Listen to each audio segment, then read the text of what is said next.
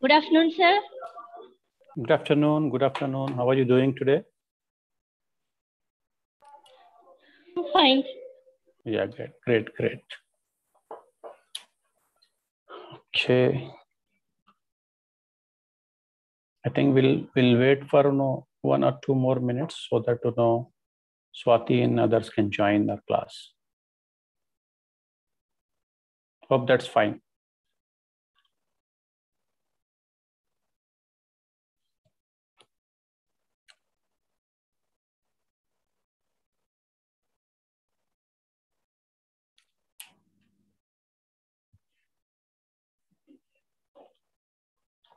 Are you able to hear me clearly?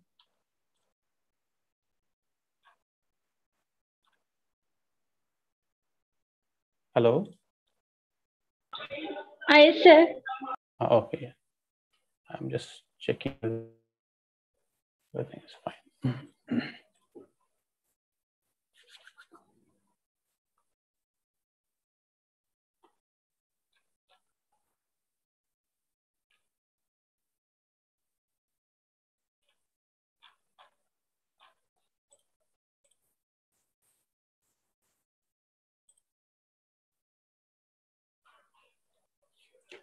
Yeah. So as I told you yesterday, if you get any kind of doubt or question, you can post that in the chat box if you don't get a chance to speak. And if you think that interrupting me would disturb the flow of the lecture, you can definitely type that. I'll read out that question or query of yours, and I'll try to solve that and address that. Now, in this paper on English in India, we are trying to understand how English came into India and in what different stages and phases it expanded in the subcontinent, and also look at what exactly happened after 1947 with respect to English and how English eventually became language of the day or the language of all domains, including education and sciences, business, trade, and everything. So to begin with, today actually we will be looking at a third important phase in the English in India. That is from 1904 to 1947. And can somebody tell me where we stopped yesterday?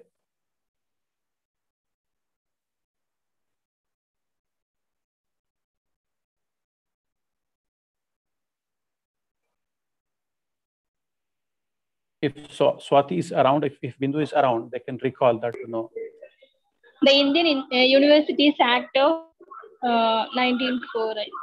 Great, 1904. Very good. So that is where we stopped yesterday. We discussed that there was one commission established in 1902, especially after the Shimla conference or Shimla meet that was called by Lord Curzon. And after that, as a result of that, one particular law was passed that was called Indian Universities Act of 1904. And thanks to Swati, she read out a few of the important features of that act, right? Can you quickly tell me a few things from that before we move to the next topic?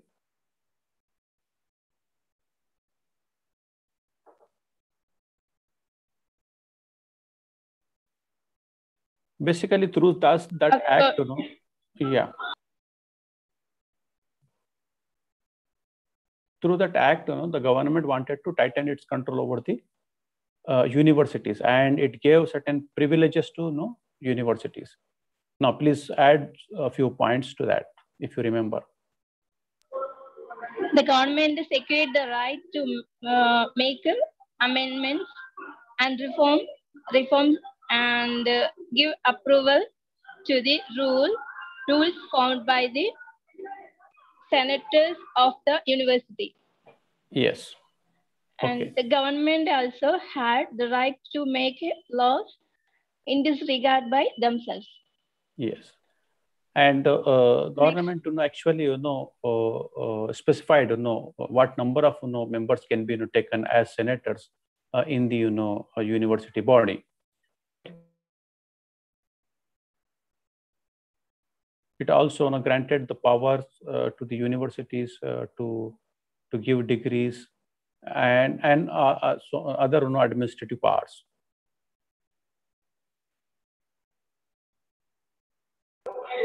Rules Yes? in regard to granting of recognition were made strict.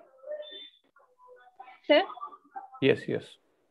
In order to raise the standards of education, the syndicate could case to inspection of the college impacting higher education. Great. Yes. Yes. Anything else you would like to add regarding 1904 Universities Amendment Act, Act of Universities of 1904? To this day, the territorial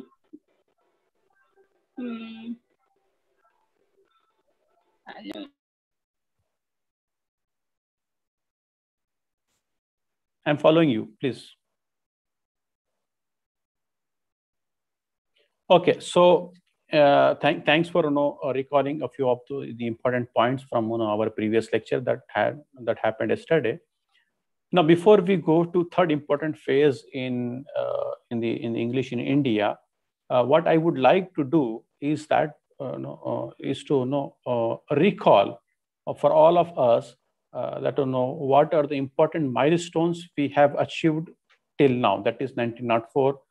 Maybe in 5 or 10 minutes we'll look at those things, and then we'll move on to our today's topic, that is English in first half of the 20th century, that is up to 1904 yesterday. So we'll try to cover up to 1947 in this lecture. But before going to that, we'll quickly recall. Will not go into detail because we already discussed all those things. But just quickly note down what were the important dates and what exactly happened in those dates, so that it help you from examination point of view as well. Okay.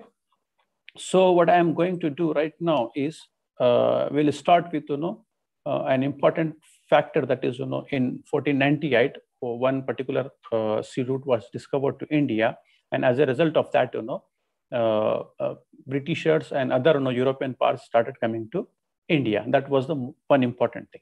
Second is in 1600 East India Company was established, and a new charter was formulated and approved by the monarchy, that is Queen. And then after that, in 16, if you want to make a note of these dates, you can always do it. If not, if you refer the material that is given to you by the university, you'll find all this information in that book. For your convenience, I'm just recalling it. If you want to make a running notes, you can do that. So in 1639, the East India Company acquired Madras on lease from the native Indian, and they started doing trade. And by 1651, it persisted the Mughal rulers to trade at Hooghly in Bengal. Hooghly is a place in Bengal. From there, they wanted to do business, and for that, at that time, there was the Mughal rule. So they took or they convinced Mughals to give that particular place for their business. Okay, so by 1668 or in 1668, the East India Company acquired Bombay, and Bombay became their second center. It was a third center. First was Madras, second was Bengal, and third was Bombay. So they established their centers at 3 different places. And in 1688, what exactly happened in Britain is that the parliament became supreme. Till that point, it was all monarchy, it was all kingship, and everything was under the control of the king.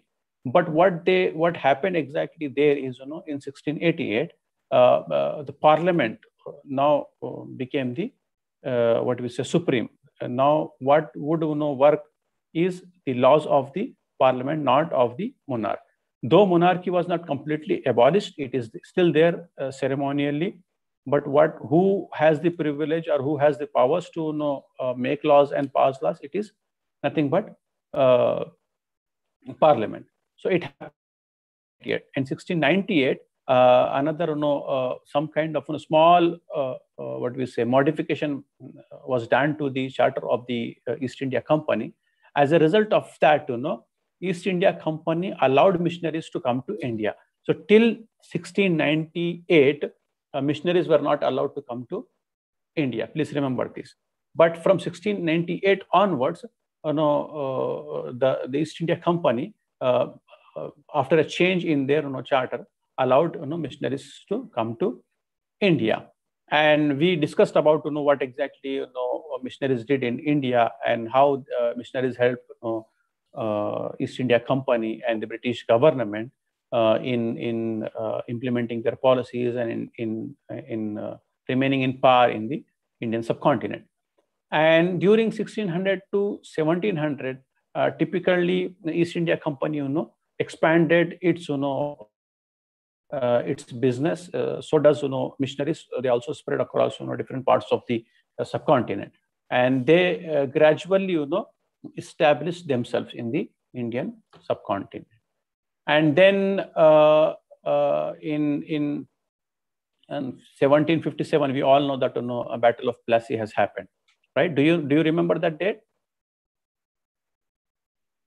It is one of the what we say important battle that has happened in the Indian history, that is called Battle of Plassey. Are you with me?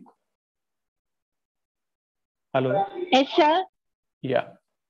So you are following me, right?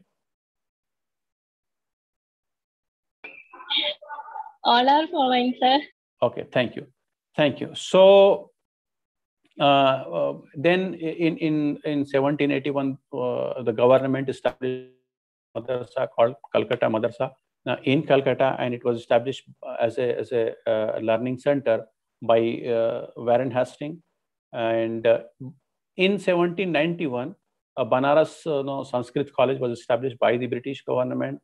And then came an important English missionary called William Carey. So he started his first school in Bengal with Bengali as the medium of instruction. You remember that this particular school is not English school. It has the Bengali medium as medium of instruction. And then if we move on, then there is particular what we say in Bombay, a certain important thing happened in 1815. The Bombay Native Education Society was set up under Elphinstone's patronage. So Elphinstone is another important philosopher, British philosopher who worked here and who assisted the British government at so many fronts. And by 1835, we discussed at length that it was Mr. Macaulay, Lord Macaulay, who actually gave a speech in the Parliament, and as a result of that, what it later became as the education policy or the vision of the British government in the Indian subcontinent, right? Are you with me? Yes, yes, sir. Yeah. So after that, we talked about 1854 Wood's dispatch, right? And 1857. In 1857, three universities were established by the British government, and it is also the year in which the Great Mutiny happened, right? The first War of Independence happened. So those three universities were established, respectively at Bengal, Kolkata, at Bombay, and Madras, right? Are you with me? Yes, yes, Yeah. sir. And then in 1882, we discussed that first Indian Education Commission was established. It is also called Hunter's Commission, right? And it submitted its report, and it actually what we say recommended the government to look after the higher education and give priority to English medium education. But in the same year, a few more universities were established, one in Allahabad, the other in Punjab. So 1882 is important for two reasons. One, because of the Hunters Commission or First Indian Education Commission. And second, two universities were established in the same year, one in Punjab, the other is in Allahabad. Then we moved to know, if not in detail, we actually made a small reference that in 1885 Indian National Congress was founded. Okay, the Indian National Congress, which we know as Congress Party today, was established in 1885, and Congress Party, the political party that we have in our country, was established in 1885. And as part of Wood's dispatch, we also discussed about grants in aid as a concept, and which was developed based on the recommendation of the Charles Wood. But government took it as good advice, but did not do much in that front.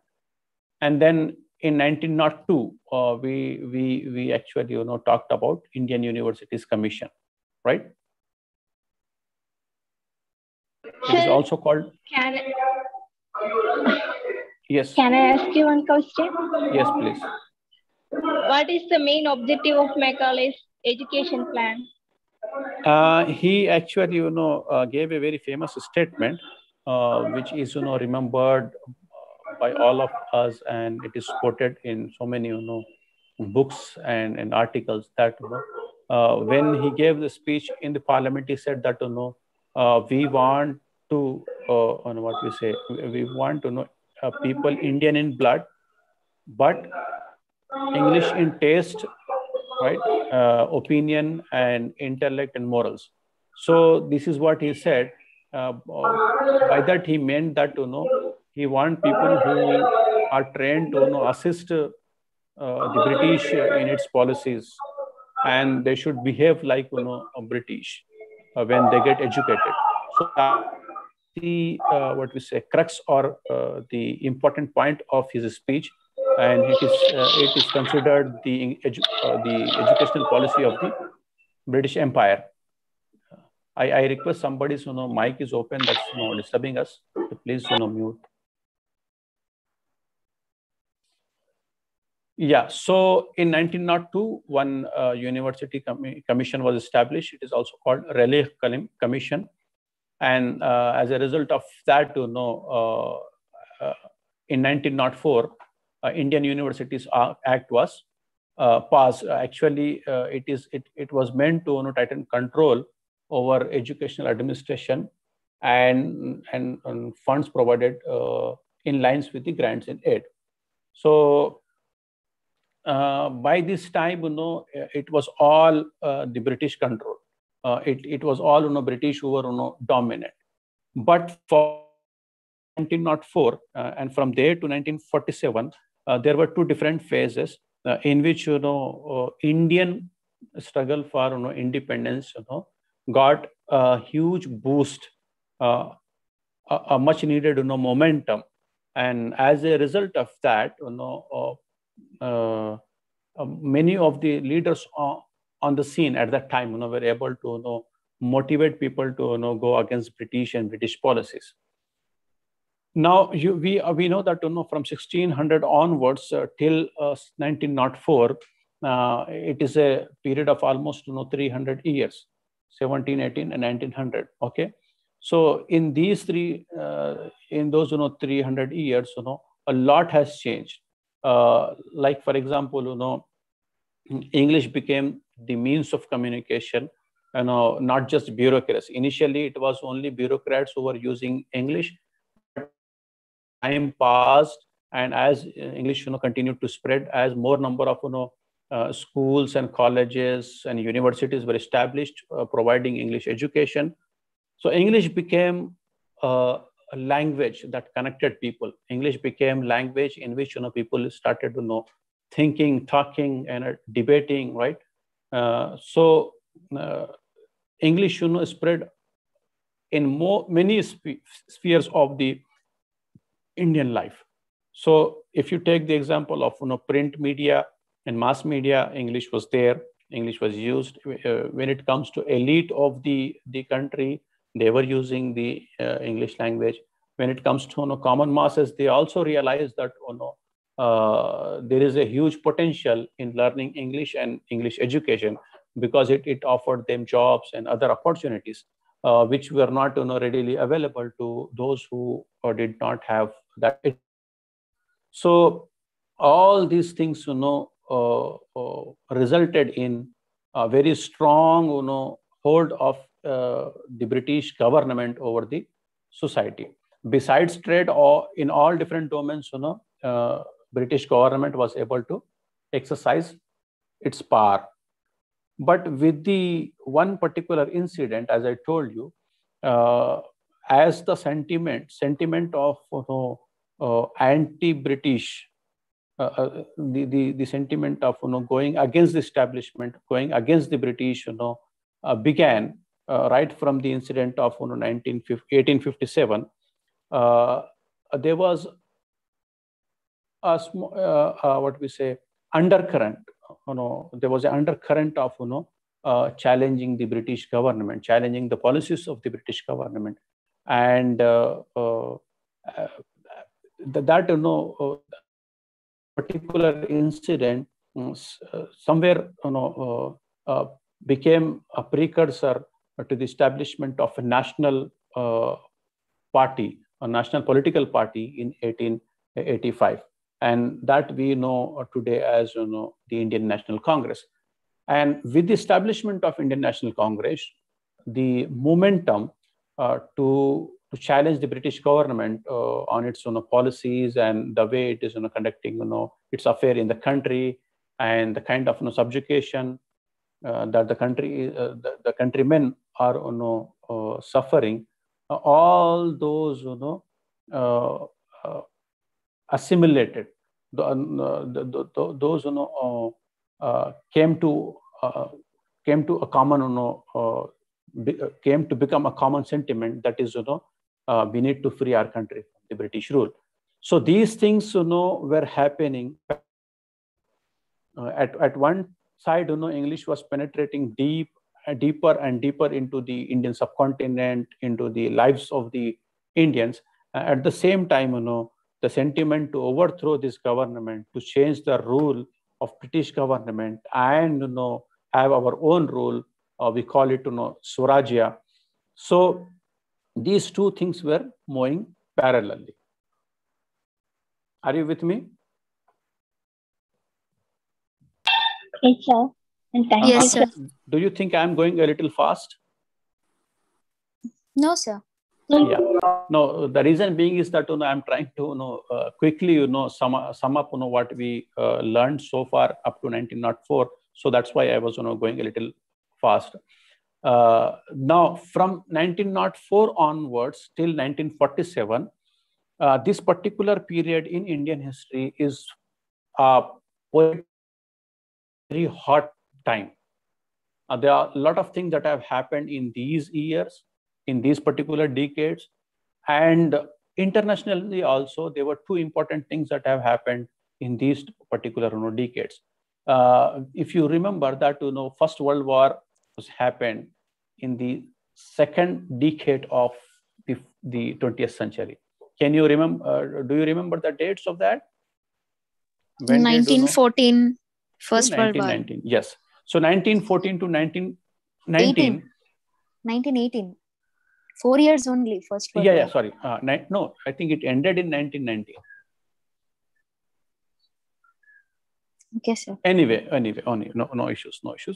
So it started in 1914, because we are not students of history. So there is a possibility that we miss dates, or we may go wrong when it comes to dates. So we are students of literature. So we are trying to learn the history as well. So the fact that I'm trying to put across is that there were two major things happened at global level. That is First World War and Second World War. So Second World War was from 1939 to 1944, and first one was from 14 to 18. Okay, so these two major events happened at global level. But when it comes to Indian soil, Indian subcontinent, there were one particular thing happened from 1920 to 1923, right? And there were a series of things that have happened, one in 1935, the other in 1944, 45. So when it comes to First World War, government was taking much interest in India, and it was doing a fairly good business. But suddenly, as the war broke out in 1914, the British government's interests and priorities have changed, and that affected how it was functioning in India. And that was also a time where Indians got the opportunity to pressurize government further, the British government further, to give away its rule and hand over the country to the Indians. And at that very moment, when the war was about to over or it ended, one charismatic personality entered the scene, the political scene, and that personality was none other than Mahatma Gandhi.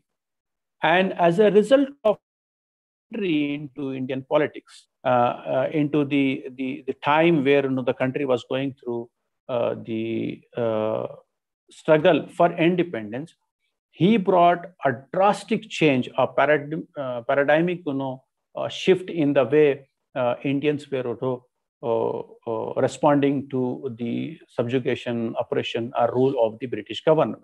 At one side, there were armed resistance, especially from groups like the one led by Subhash Chandra Bose, and there were some factions within Congress who supported armed struggle, and there were some who said no, we shouldn't take up arms, but we should fight without arms. We should resist without arms. And in that particular scenario, in that particular moment, Gandhiji enters in 1920, if I remember it correctly, in 1920 year, and he brings a concept of non-violence. He says that we don't need to take up arms to fight against British. There is a way that is called non-violence. You shouldn't indulge in violence, yet you can succeed. So he started Salt Satyagraha. You may be knowing about that. If you do not know, you can easily Google and know about our own Indian history. So that was the first major challenge posed by Indians to the British government in the form of non-violent resistance against the British government. Now, why we are talking about this particular incident is because when Gandhiji came into the scene, he was able to influence not just masses through his non-violence and his principles, his charismatic personality. He also influenced those who were working with the British government at that time.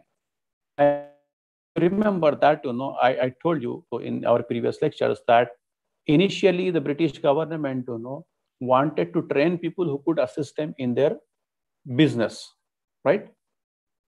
Who could assist them in ruling over the people, right, as bureaucrats. Do you remember that? Yes, sir. Yes, sir. Yeah. So when Gandhiji came into the scene, when he raised the slogan of non-violence, what happened is these people who were supporting the British government, these bureaucrats who were helping the British government run the businesses and the what we say law and order, and so many other things, and different government institutions, they got inspiration from Gandhi, and they realized that yes, we don't need to take up arms, yet we can fight the British, because we know that certain policies of the British are certain policies of the British are subjugating our own Indians. So they took inspiration from Gandhiji, and they also joined non-violent struggle, and particularly resistance against the British Raj. So they started non-cooperation. And as a result of that, it affected the British government immensely. It actually, made British government to think a lot about what to do next in India, because due to First World War that happened between 14 to 18, the government was not at its very strong. It lost a lot of life and people, and it suffered monetary losses as well. So it was not at the very strong position it had before the World War. So in that weak point, this particular movement, Salt Satyagraha, and non-violent movement, championed by Gandhiji, really made British government to think seriously about the Indian situation, because these Babus were so skilled, so good at using language, the language of the British administration, that they knew how to manipulate things. They knew how to counter British in its own tongue, in its own way. So that affected the British government. And there was some violent incident that too happened because of this resistance, because we are not exactly with the history of the freedom struggle, so we'll not go into details of that. So what I'm saying is, these people who were trained in English, these people who were learned in English, who got Western education, who were assisting the British government of that day, they started non-cooperation with the British. And one major thing that happened in that particular period is that people at large, not just bureaucrats, not just the people who were helping British government, the other people who were sending their children to government schools, government colleges, and aided schools and colleges, they also thought that it is their moral duty, it is the nationalistic compulsion to participate or join the non-cooperation movement that is called by. So they started withholding and not sending their children to the government and non-government government aided schools. So it was a huge setback to the British government. It was indeed a major setback to the British government. Somehow that momentum continued, and though there were some reforms proposed, especially in 1913 and especially in 1917, and one more in 1915. These all reforms and all these recommendation of different committees till that time, none were taken seriously, because first the British government was completely involved in the First World War, and secondly, when it came back, or it reprioritized looking at India, it faced a lot of setback in terms of resistance from people, especially non-violent resistance led by Mahatma Gandhi.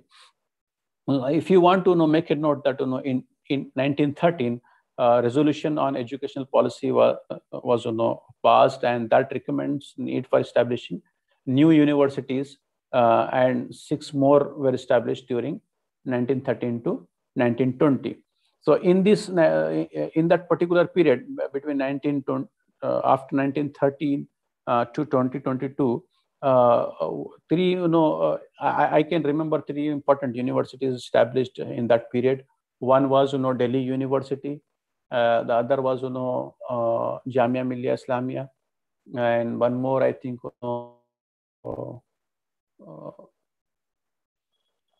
these were the 2 important universities established in that.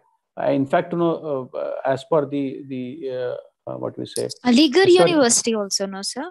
Aligarh, I'm just that that came to my mind, but I'm not very sure, so I didn't want to pass Actually, on to you. Aligarh is only the first one. I mean, when we come to write about these universities during 1920 to 22, first main important one comes is Aligarh University. I mean, in history, I read that. Here no, also it should be the same. Aligarh was initially an Oriental college. So that's why I was hesitant to make a mention of it. It existed as a Oriental college,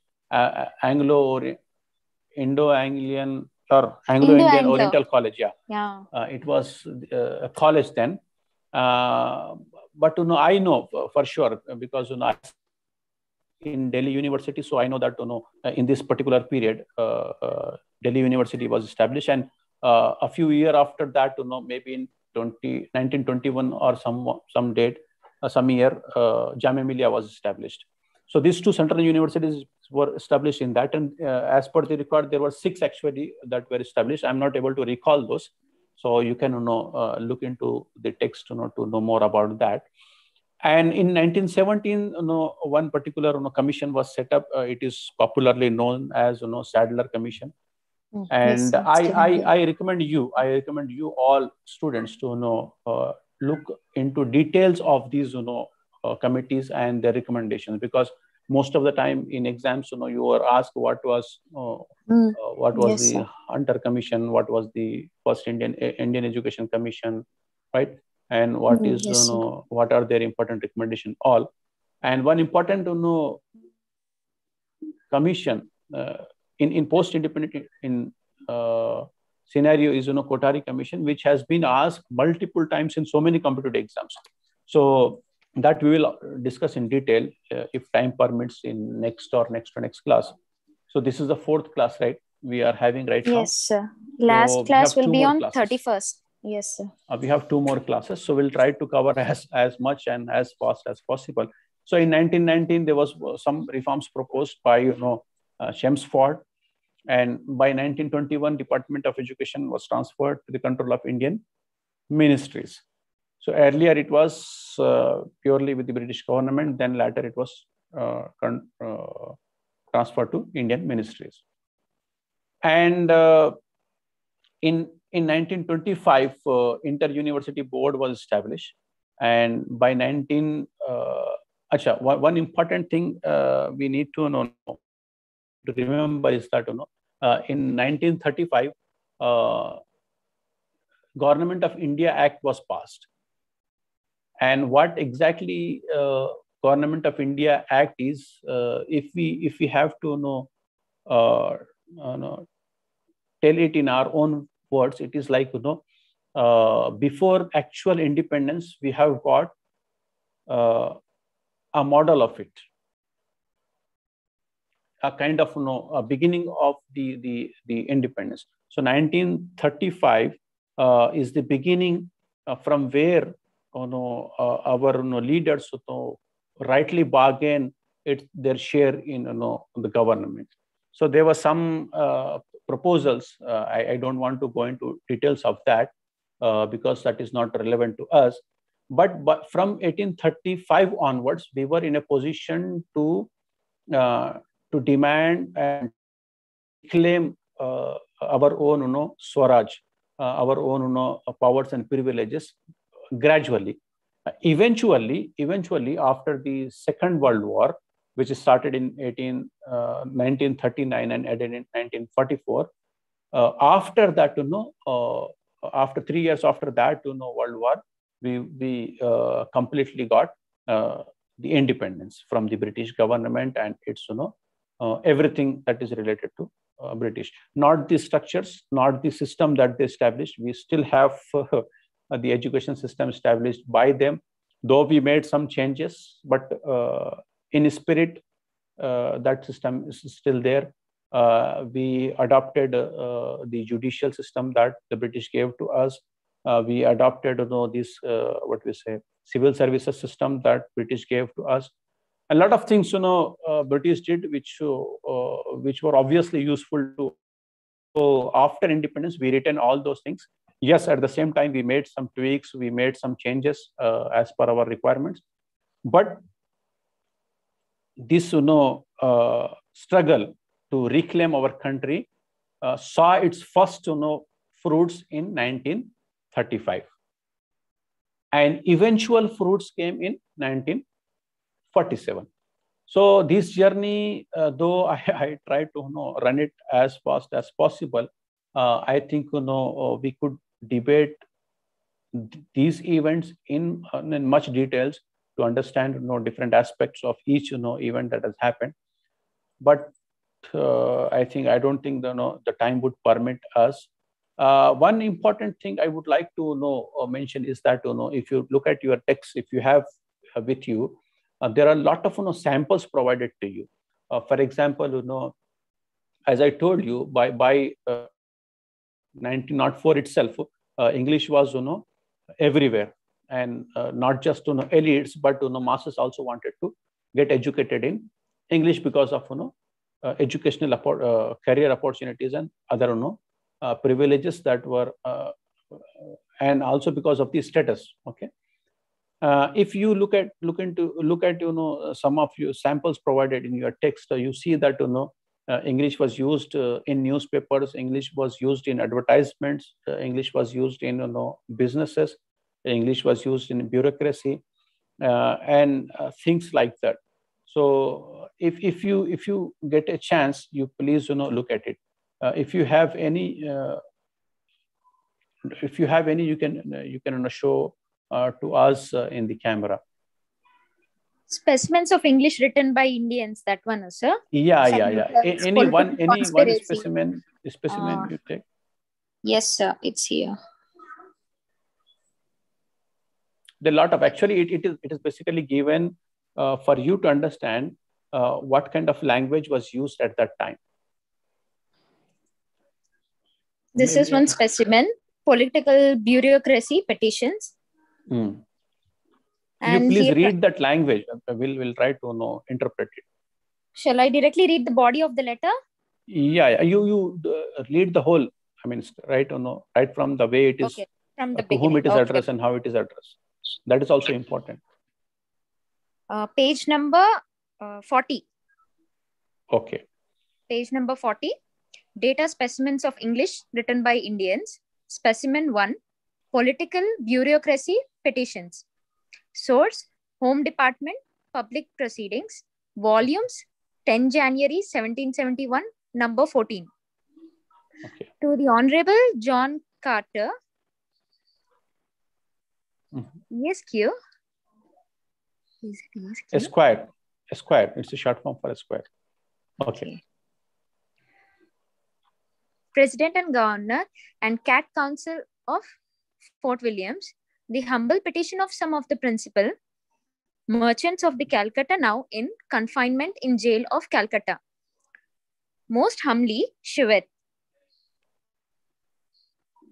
that your petitioners, several of whom from unavoidable losses together with the badness of the times have been obliged to remain in confinement some nearly 2 years, some a year, and some several months, are thereby deprived of every means whatever of satisfying their creditors. Okay. Their houses good. Looks like clumsy, right? Yes, sir. Not able to understand. Somebody whose mother tongue is not English, he is in his initial stages of learning English and he is writing something. Right? But yes, you have to note this point that this particular letter was written in 1771. Yes, sir. Right? Yes, sir. Now, you take up any other specimen which was written, say, for example, in 19th century or 18th century, 19th century or 20th century. Yeah. So you read a specimen from 18th century. Yes, sir. This so is you from try the to find out another, which is from. Now, few features of this particular letter is that as early as 1771, people began writing in English. No matter whether it's correct or not, that's a different thing. But there was a communication happening in English, and that communication is from the natives, right?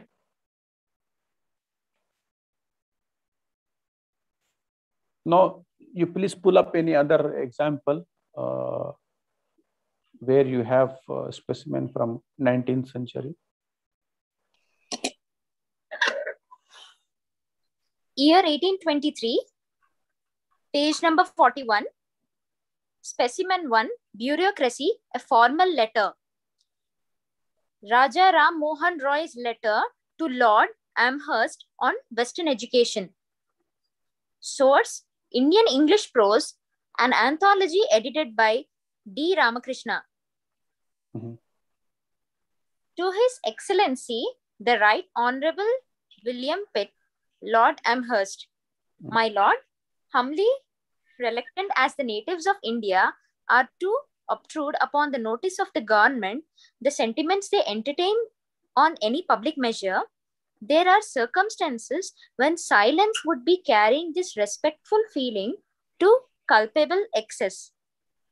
The present rulers of India, coming from a distance of many thousand miles to govern a people whose language, literature, manners, customs, and ideas are almost entirely new and strange to them, cannot easily become so intimately acquainted with their real circumstance. As the natives of the country are themselves, we should therefore be guilty of a gross dereliction of duty to ourselves and afford our rulers just ground of complaint at our apathy. Did we omit on occasions of importance like the present to supply them with such accurate information as might enable them to devise and adopt measures calculated to be beneficial to the country and thus second by our knowledge and experience their declared benevolent intentions for its improvement? Letter is big, sir. You need to continue. Yeah. Like continue? No. There are a few comments I would like to make about this letter. It was written in 1823, right? Yes, sir, by Raja Ram Mohan Roy. And we all know that, in India, Raja Ram Mohan Roy was one of the learned persons. Okay. He's the one who was master of different languages, and not just languages, different knowledges also, or different domains of knowledge. Now you look at his English. If you compare this particular piece written by Raja Ram Mohan Roy with any other piece written by his contemporary, who is a British, what kind of difference you can easily find out? Number one, the kind of high praise, use of lot of adjectives you wouldn't find if it is written by an English. It is very typical to India, especially at that time. Persian was the official language, and in Persian and in Urdu, and I think in Telugu also, we have that habit of giving more respect than somebody deserves, right? Don't we do that? Yes, sir. Out of respect, we are generous enough to use a lot of phrases and adjectives in the praise of a person whom we are talking to or whom we are addressing to. So that particular feature has this what we say letter also, like humbly reluctant as the natives of India are. What is the point to say that, right? So that is one feature. Second, if you read his letter, you will find that there are negligible punctuation marks. You will barely find one or two somewhere here and there, right? Only in the last end of the paragraph there's a full stop, and end of a big sentence. No, there are few full stops, no doubt. There are few in the sense, 2, 3, 2 lines are like there.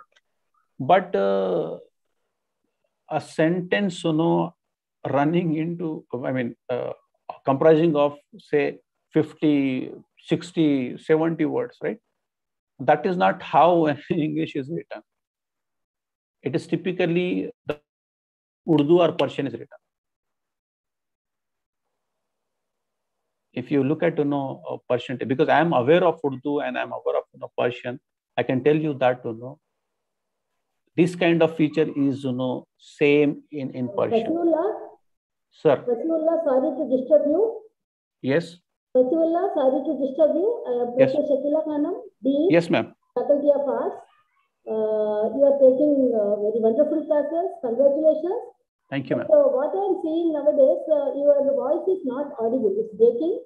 I don't know whether it is reaching to the students or not. And one more, my observation is that why less students are attending. Last year in 5th semester, there so many students were there. This time only 3 or 2 are attending. Is there any difficulty to attend the classes, or the working women or men? Do you have any idea? No, ma'am. So far, thank you for your kind words. So far, I know, ma'am, from the day one, there are, I think, 4 or 5 students. So those 4 or 5 are continuing my classes. I don't know whether there is a gap in the communication between the university and the students, whether they have received the email links and all or not.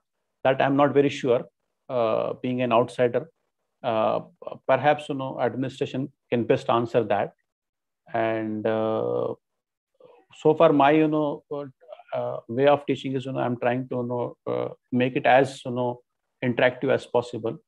So thanks for your observation once again. One more suggestion.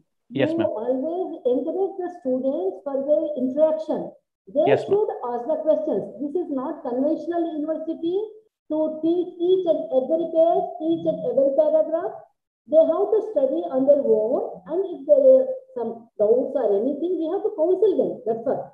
Yes. We have to give them the session. Then the thing is, they have to interact with the counselor. Students, are you listening? Ankita, Bindu, Swati, etc. Are you listening me? Okay, your phones are unmute. I think you are listening me. Yes, ma'am. Kindly interact. This is not the conventional university. Your classes are not like regular classes in the conventional university like Usmania University or Kakatiya University like this. These classes called as contact cum counseling classes. These are not regular classes. So your strength is depend upon your interaction. You should ask more and more questions and more doubts. Okay, Ankita? Okay, ma'am. Hindu. Okay, and on the day first I am entering your classroom, but I am not interacting. Now you are going to finish your classes within 2 or 3 days. I think 2 days. Tomorrow is your last class, no? 31st. Yes, ma'am. The last class, your counselor will tell you about the examination pattern and how to write the answers and how to, what should I say, follow the pattern and all. Okay. And he will give the summary of each and every lesson. Like 15 units you are having. We don't call it as lesson also. This is unit. Lesson pattern is different and this is unit. So he will give the introductory summary of these 15 units, and you should be very careful in the last class so that it will be very benefit for you, and your exams are going to be start within a short time. Okay, all the best to you, and okay, and you cooperate. Okay, thank you, ma'am. Thank you, ma'am. Okay, thank you very much. Thank you, ma'am. Thank you. All the best. Thank you. Thank you, ma'am. Thank you, ma'am. Yeah, so if you look at multiple number of specimens that are provided in the text, a few features that you can find. The way letters or communication is produced, it has local features of regional languages. One feature I told you that writing a longer sentences than the conventional ones is one feature. Second, omission of a lot of punctuation marks, which should have been provided, but it is not. So that is also one of the typical influence of the local way of communication. Irrespective of whether it's a bureaucratic write-up or journalistic write-up or any other kind of write-up. So if a person as learned as Raja Ram Mohan Rai, can have this influence, it means that was the general tendency across the domains and from by different people. So a few things that I told you about these specimens, you remember that, and if it's related to any question comes related to that, you can talk about these typical features in that. Okay. Yes, sir. So we have 2 or 3 more minutes left. So as a last thing, if you have any question to ask, you may pose. I think from the day one we are trying to have an interactive classes. I hope you agree with that, right? Yes, sir. Yeah. So if any question is there, or if any point you did not understand, I'll try to address that in a minute or two. Sir, can you give your number? I mean, contact number. There's a group of English literature, so it would be helpful. What I'll do is I cannot give you on record here. Okay, sir. In voice or on a screen. What I'll do is I'll just type that in the chat box. Okay, sir. Understood. Yes, sir. Because everything is recorded, so it will be there. I I'll know, have nightmares. Yes, sir. Have you received it? Yes, sir. Okay. So I think we tried our best to understand a period or a phase from 1904 to 1947 with respect to English in India. In next class, we'll try to cover a remaining phase and also look at some of the ways in which you can answer. If I remember it correctly, in the very first class somebody asked about this, or in the second class somebody asked about it, and I told you about how to write a small one-line answer and a short answer and a long answer. I hope sir. you remember that. If still you think that there has to be some kind of explanation from my side, I'm always there to help you. So you same thing in the next class. So till that time, have a great day and goodbye. Thank you, sir. Thank you, so sir. much.